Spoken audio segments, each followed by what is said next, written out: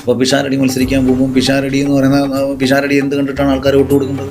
അയ്യോ അങ്ങനെ പറഞ്ഞൂടാ, പിന്നെ ഞാൻ എന്തിനു വന്ന? കോമഡി പറയാൻ വേണ്ടിയിട്ടാണോ രാഷ്ട്രീയം? അല്ല, ഞാനിവിടെ സമാധാനമായിട്ട് കഞ്ഞി കുടിച്ച് ജീവിക്കുന്നത് നിനക്ക് സഹിക്കില്ലല്ലേ? ധർമ്മജൻ ഒരുപാട് നമ്മളെ ചിരിപ്പിച്ച നടനല്ലേ, എന്താ ജനം വോട്ട് കൊടുത്ത് ജയിപ്പിക്കാൻ? ചപ്പാത്തി തിന്നാൻ വരുന്നതും പലകയുടെ വലിപ്പം അന്വേഷിക്കേണ്ട കാര്യമില്ല.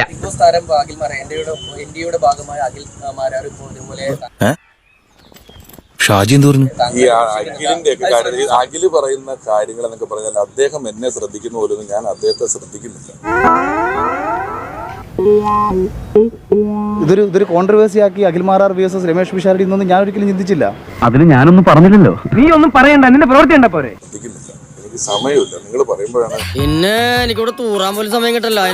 എന്തായാലും പുള്ളി പറഞ്ഞെന്നൊക്കെ തന്നെ ഞാൻ അറിയുന്നത്. തെറ്റ് എന്റെ അടുത്താണ്.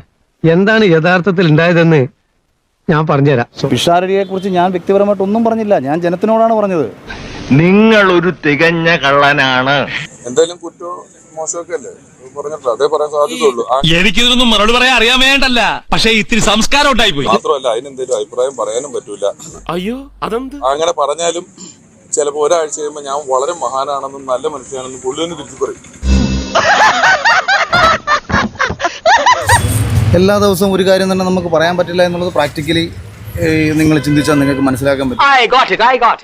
ഞങ്ങളുടെ ഭാഷയിൽ ഇതിനെ ഡബിൾ പാരനോയിഡ് ആൽക്കഹോളിക് സ്കൈസോഫ്രീനിയ എന്നാണ് പറയുന്നത്. ഇപ്പൊ ഞാൻ ഈ പറഞ്ഞതിന് പുള്ളി എന്തെങ്കിലും അഭിപ്രായം പറയും, അതിന് നിങ്ങൾ ആരും മറുപടി ഒന്നും പറയാൻ നിൽക്കേണ്ടില്ല. ഇപ്പൊ ഒരാഴ്ച കഴിയുമ്പോൾ അത് പിന്നെയും തിരുത്തി പറയും.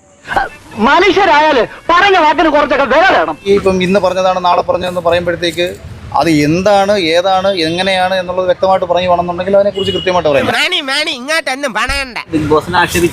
ഇത് പല ആൾക്കാരും ഈ വിവരക്കേട് അതല്ലല്ലോ ഇവിടുത്തെ പ്രശ്നം. അപ്പൊ നമുക്കൊരു 2-3 കൊല്ലം പരീക്ഷണത്തിനിട്ട ശേഷം ഒരു സ്റ്റേറ്റ്മെന്റ് എന്താണെന്ന് ഉറപ്പിച്ച ശേഷം അദ്ദേഹത്തിനൊക്കെ ഉത്തരം കൊടുക്കാം.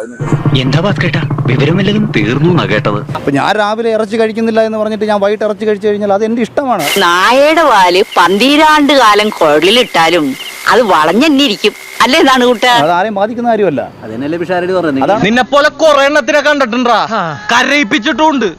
കയ്യൂക്കൊണ്ടല്ല, നാവിന്റെ ബലത്തില്.